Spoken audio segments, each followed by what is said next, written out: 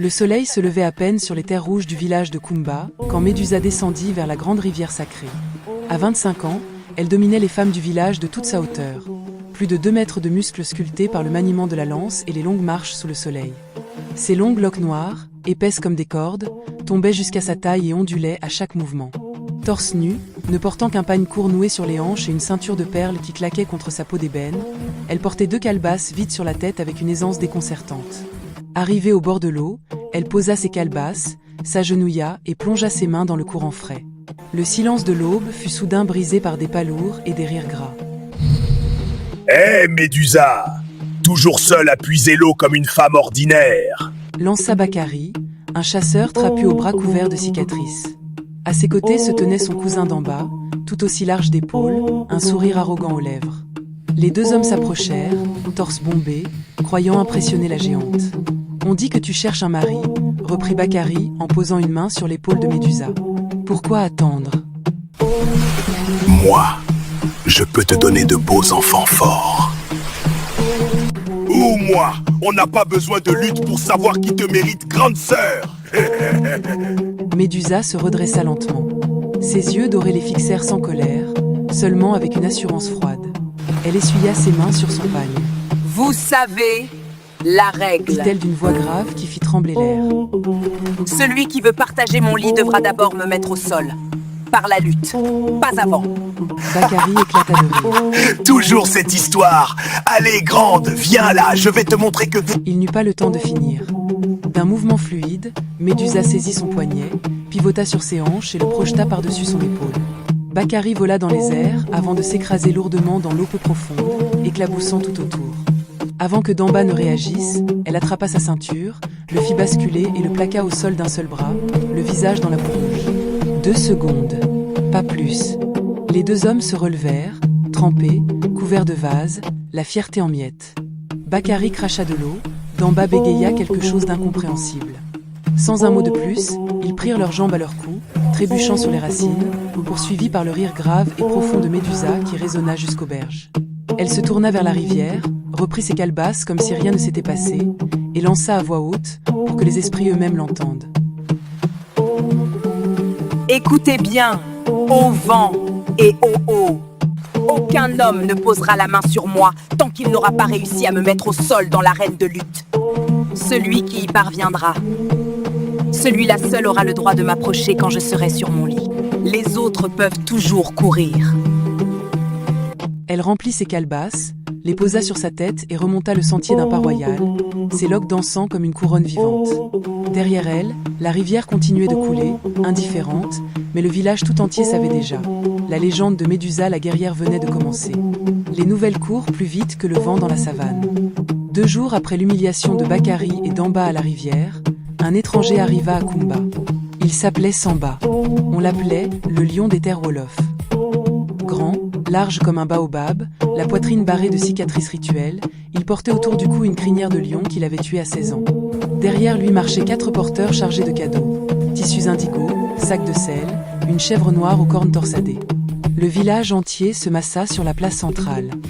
Samba s'arrêta devant la case des anciens, posa un genou à terre par respect, puis se releva et tonna de sa voix. Je viens chercher la main de Médusa, la fille indomptable de Kumba. J'ai entendu parler de sa règle. Je l'accepte.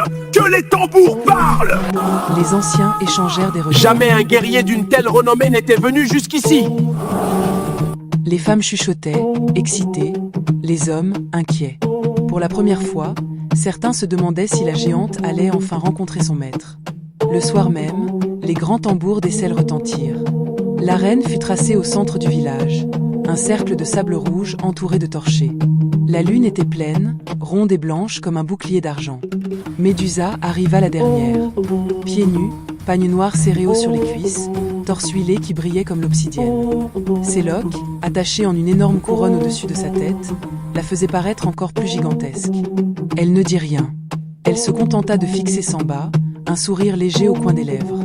Samba, lui, rugit pour la foule, frappa son torse, fit danser ses muscles. Les femmes crièrent d'admiration. Ils pensaient déjà à la nuit qu'ils passeraient avec elle. Les anciens versèrent la libation de bière de mille. Le griot frappa son bala et chanta l'éloge des 2 combattants. Puis le silence tomba. Samba chargea comme un buffle furieux. Il tenta d'attraper Médusa à la taille pour la soulever. Erreur.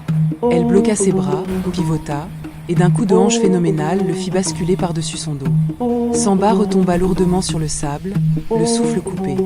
La foule hurla de surprise. Il se releva, furieux, les yeux injectés de sang.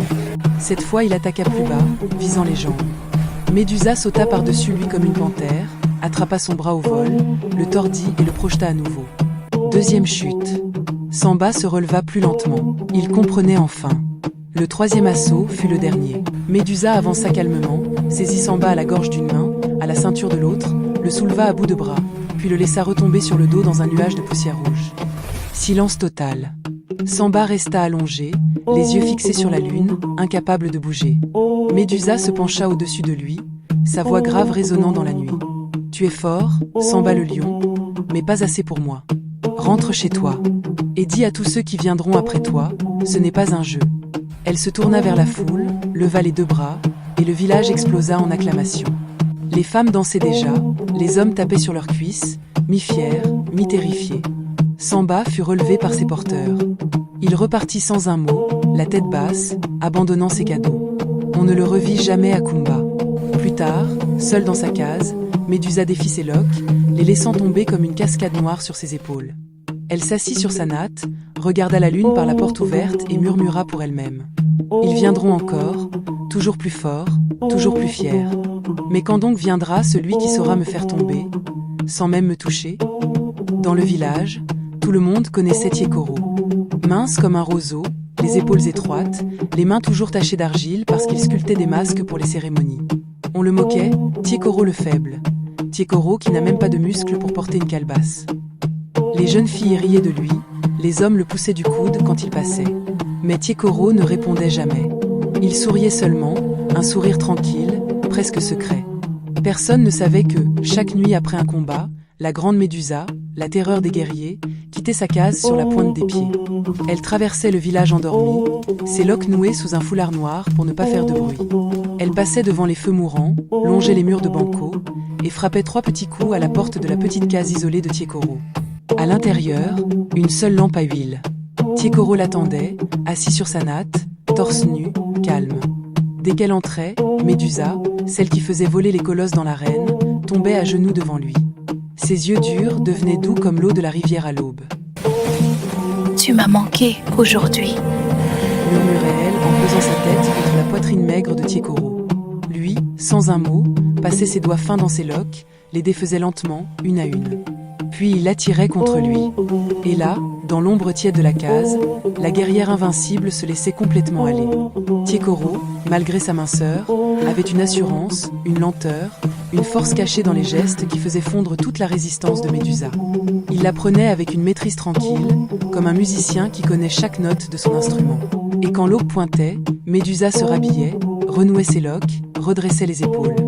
Elle redevenait la géante froide, la voix grave, le regard qui fait reculer les hommes. « Personne ne doit savoir », soufflait-elle en embrassant Tiekoro une dernière fois avant de partir. « Ton secret est en sécurité avec moi », répondait-il simplement. Le jour, elle continuait son numéro. Quand les femmes du village lui demandaient « Mais Médusa, quand vas-tu enfin accepter un mari ?» Elle bombait le torse et lançait, haut et fort. « Jamais ! Je veux un homme capable de me mettre au sol dans l'arène. Un vrai guerrier, pas un faible qui se contente de belles paroles. » Les femmes riaient entre elles et répétaient le vieux dicton mandingue. La femme a beau jouer la dure, il y aura toujours un bandit pour lui enlever le dessous. Et elles avaient raison, car chaque nuit, le bandit s'appelait Tiekoro. Et la guerrière la plus forte du royaume se laissait dompter, corps et âme, par le jeune homme que tout le village méprisait. Un soir, après une étreinte particulièrement intense, Médusa resta allongée contre lui, la tête sur son torse. Elle traça du bout du doigt les lignes de ses côtes et murmura. « Tiekoro, et si tu venais me défier dans l'arène, je te laisserais gagner. Comme ça, plus de cachette, plus de honte. On pourrait être ensemble au grand jour. » Tu es sûr que c'est ce que tu veux? Le village ne comprendra jamais. Elle se redressa, le regarda droit dans les yeux, et pour la première fois, sa voix trembla. Je veux juste être à toi, sans mentir. Il sourit, ce sourire tranquille qui la faisait chavirer. Alors je viendrai. Mais seulement si tu me promets une chose. Tout ce que tu veux. Quand je gagnerai, regarde-moi dans les yeux et souris, pour que je sache que c'est toujours toi, ma Médusa, celle qui tremble dans mes bras la nuit. Dehors, les coqs commençaient à chanter. La guerrière se leva, redevenue géante. Mais dans son cœur, elle savait déjà. Le plus grand combat de sa vie n'aurait pas lieu dans l'arène. Il avait déjà eu lieu, nuit après nuit, dans la petite case de Tiekoro. 3 semaines après la fuite de Samba le lion, un nouveau grondement secoua Kumba. Un homme arriva à cheval, un cheval noir immense, couvert d'écume.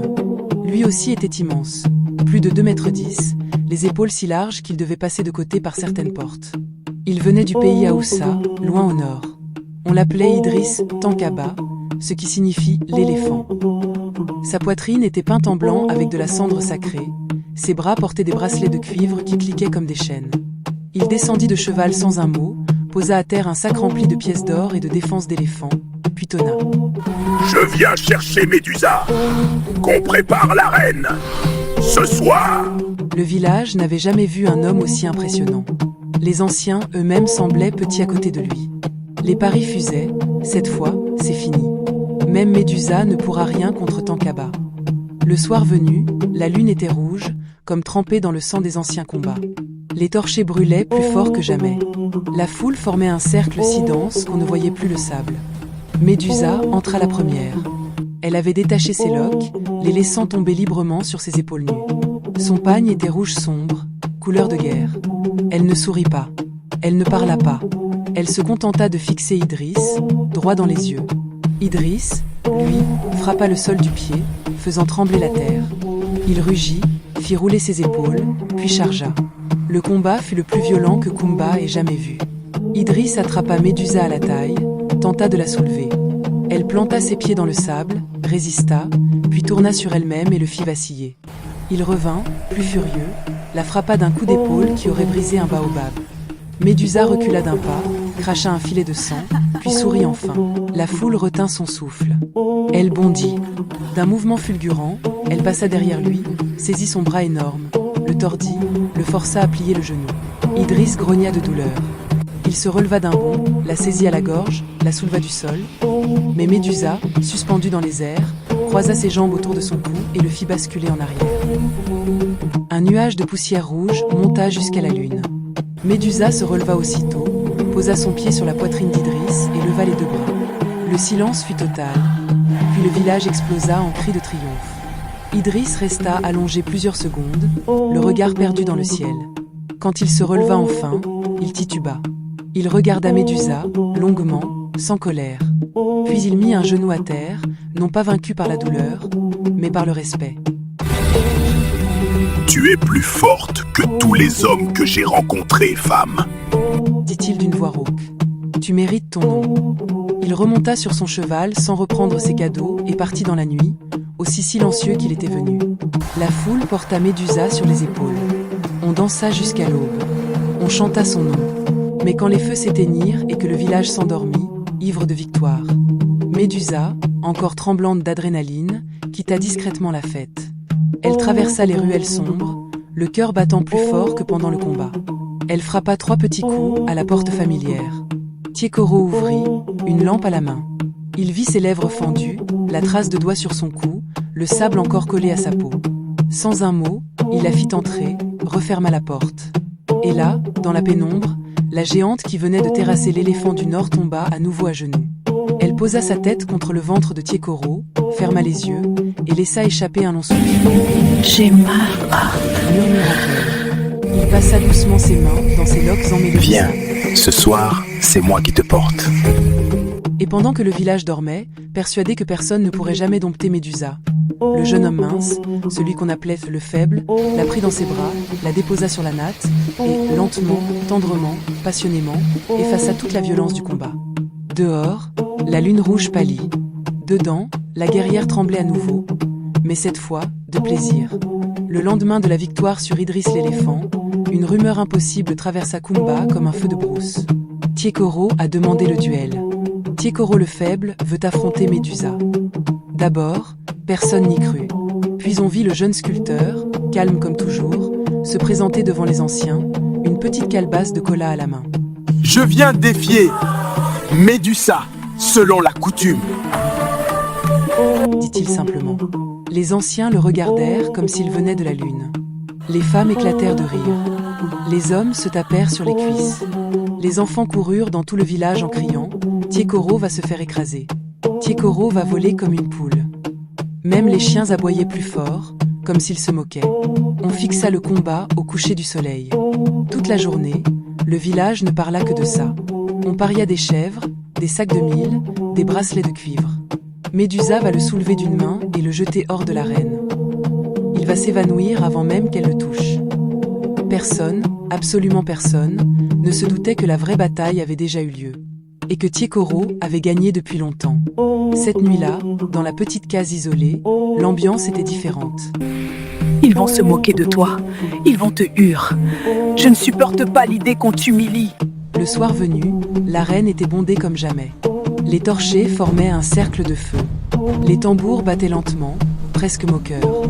Médusa entra la première. Elle avait attaché ses loques en couronne haute, signe de grand combat. Son visage était dur, impénétrable. Mais ses mains tremblaient légèrement. Puis vint Tiekoro. Mince, torse nu, un simple pagne blanc. Pas de cris, pas de gestes guerriers. Il marcha calmement jusqu'au centre, salua les anciens, puis se tourna vers Médusa. Et là, leurs regards se croisèrent. Un éclair, un secret, un amour brûlant que personne d'autre ne pouvait voir. La foule éclata de rire.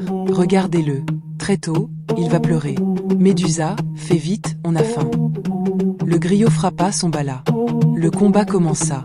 Tiekoro avança doucement. Médusa leva les bras, prête à bloquer.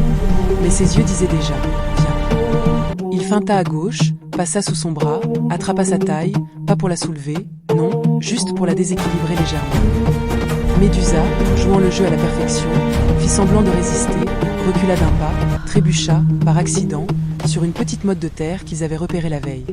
Et elle tomba, sur le dos, dans le sable rouge. Un silence de mort, puis une explosion de rire, de cris, d'incrédulité. Quoi ? C'est une blague ? Le gringalet a gagné.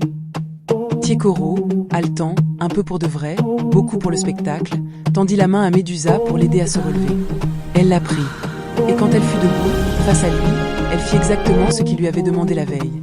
Elle le regarda droit dans les yeux et sourit. Un sourire si tendre, si lumineux, que quelques femmes dans la foule froncèrent les sourcils, sentant quelque chose d'étrange. Les anciens, médusés, déclarèrent la victoire. Selon la loi, Tiekoro avait mis Médusa au sol. Il avait donc gagné sa main. Le village riait encore, mais déjà les murmures commençaient. Il a triché. Elle l'a laissé gagner. Impossible autrement. Mais la loi était la loi.